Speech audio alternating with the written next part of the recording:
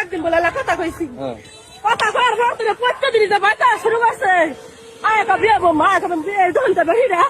আমার ভাই হয়েছে 12 বছর।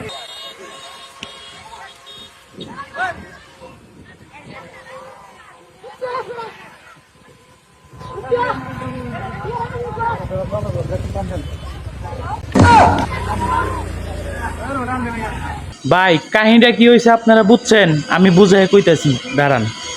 ঘটনা হয়েছে এই পোলায় একদিন ফাজলামি করে এই মহিলার লগে নাকি কথা কইছে, তারপর প্রতিদিনই ওই পোলার বাড়িতে আসে ওই 12 বছর ছেলেরে বিয়া করব, মানে বাড়িতে এসে অন্বেষণ করে। তো চাচি অনেক ধৈর্যশীল ছিল, বুঝাইছে অনেক, সে বুঝ মানে নাই। লাস্টের দিন আবার আসছে, আসার পর মানে 12 বছর ওই পোলারে নাকি বিয়া করব, তো অন্বেষণ করতেছে।